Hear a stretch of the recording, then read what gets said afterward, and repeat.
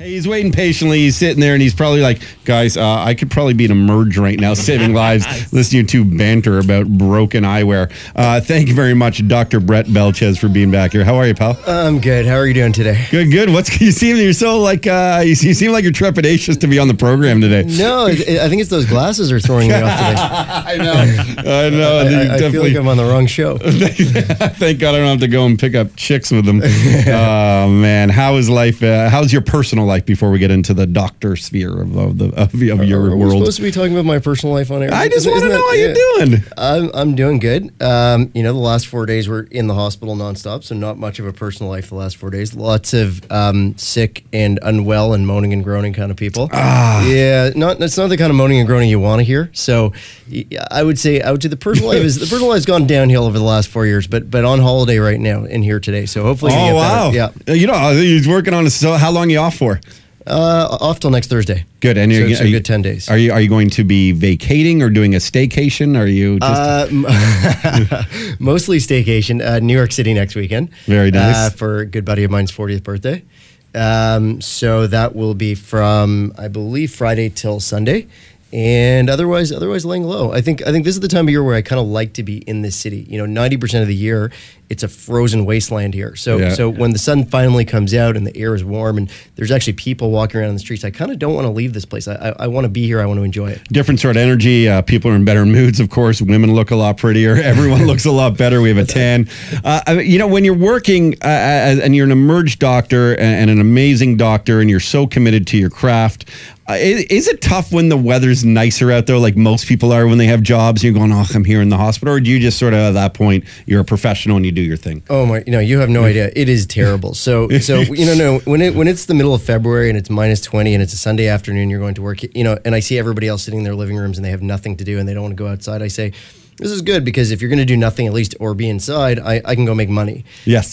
Whereas, there's nothing worse than, you're doing an afternoon shift at the hospital. So you're walking around your neighborhood. You see everybody walking around in shorts with their dogs, with their, their girlfriends, their boyfriends, having great brunches. And all I think about is like, in 10 minutes, I'm going to the hospital. and you roll in the door there. And once you're inside, you do not see the outside. There's almost no windows. There's no sunshine. Like it could be the middle of winter once you're in there. It's air-conditioned darkness. So it's a little depressing, I will tell you. Yeah, I mean, emotionally, I wouldn't be able to deal with something like that. Is there a time of year, Dr. Brett, where emerge rooms will typically have more patients come in? It's funny. They've studied this phenomenon on and off for years, and nobody really has a good track of what makes the emerge busier. So there's certain times of year where, yes, it's always busy. So Christmas, New Year's, crazy, crazy busy. And the reason for that is not that people are sicker or more people are coming in. It's just that every doctor's office shuts down. So if you have a problem, even if you have an itchy toenail, the only place that you can go to is the emergency room, when it's Christmas, New Year's.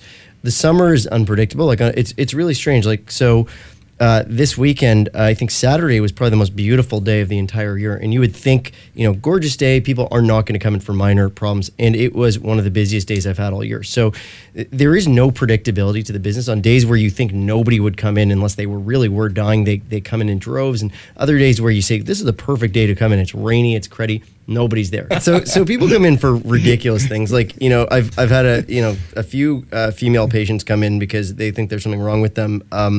Because they haven't had periods for a few months and they're feeling a little bloated. And they couldn't, for the life of them, figure out what that problem is. And always the question is, did you think about doing a pregnancy test? And didn't even enter their mind. So of course they're pregnant. But I mean, that's not an emergency. Like if you have missed a few periods and your belly is getting bigger, like that's not last night's steak. No. That's not an emergency. I mean, it was an emergency a few months before, but no. So we see stuff like that. I mean, I see all sorts of things where you'll read the triage sheet sometimes and you're like, what is going on here? So you'll see somebody's had this pain for 3 years. It's like belly pain times 3 years, and so I sit down with the patient, and my first question is, why today? 3 years of this symptom. Why are you in the emergency room today? I don't know.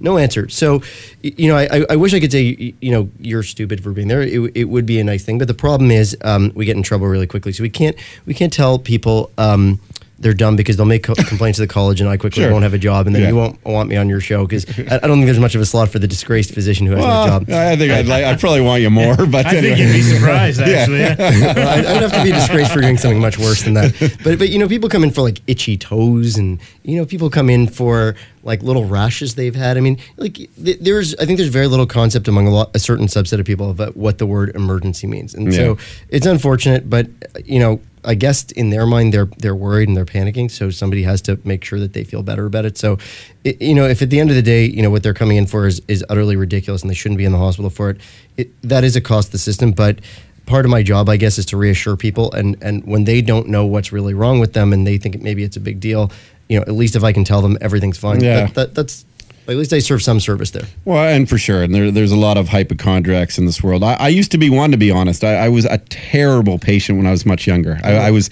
brutal, and I would go to my family doctor like once a week.